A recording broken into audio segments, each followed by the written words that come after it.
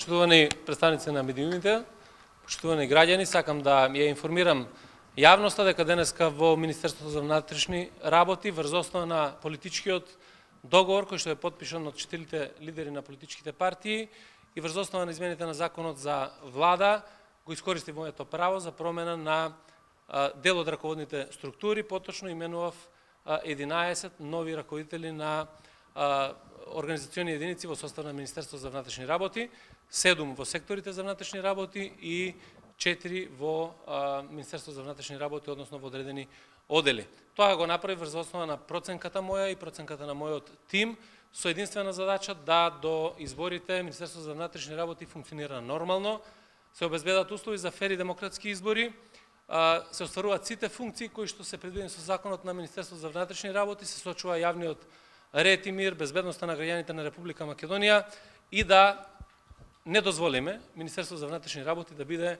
алатка во рацете на било која од политичките партии. Туку напротив, да биде во интерес на граѓаните и да создаде услови граѓаните слободно да донесат одлука за следните парламентарни избори. Повелете. 7 сектори за внатрешни работи, одделот за организиран криминал, секторот за прикриени информации и во Алфа единицата. Дали ќе следуваат и други?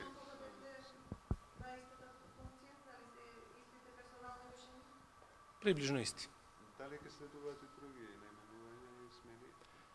Имам законска можност да направам 15 смени, денеска направив 11, доколку почувствувам, доколку има проценка дека ќе треба да ги направам и другите, ќе го искористам тоа право. Има ли влијание вчера отворениот нов случај во СЈО врз одредени припадници, односно функционери во Министерството, истрагата што е отворена? Видите, без разлика дали е некој во Министерство или надвор од Министерство, секој случај кој што е отворен ќе има влијание.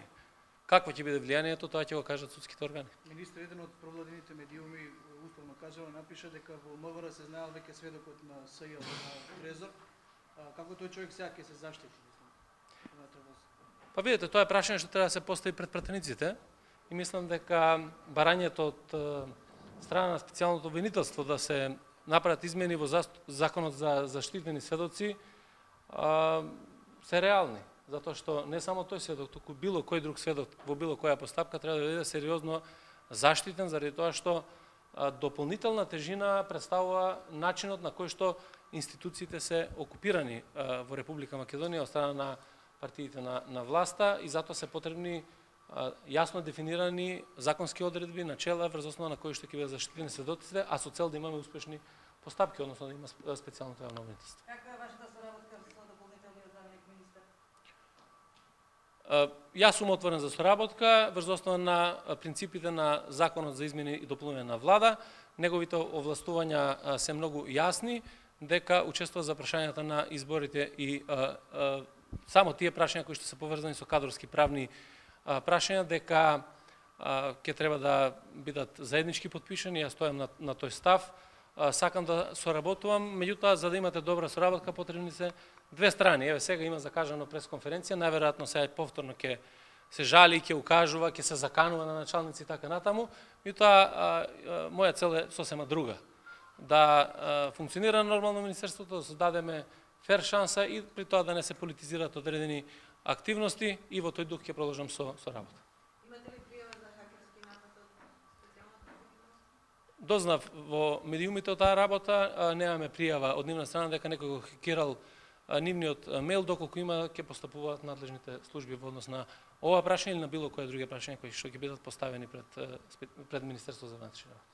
Кога вие кажувате дека нема доволно согласност меѓу вас и вашиот заменик или дополнителен министер, дали мислите дека успешно ќе ја вршите работата за тоа што вие целта, значи да организирате фер и демократски избори, дека нема да има манипулации?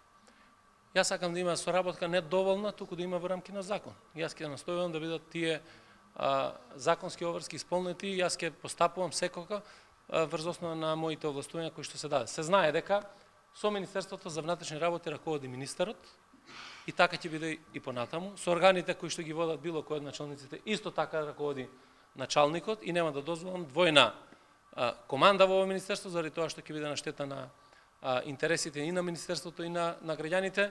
туку да секој според своите овластувања можеме да се соработуваме.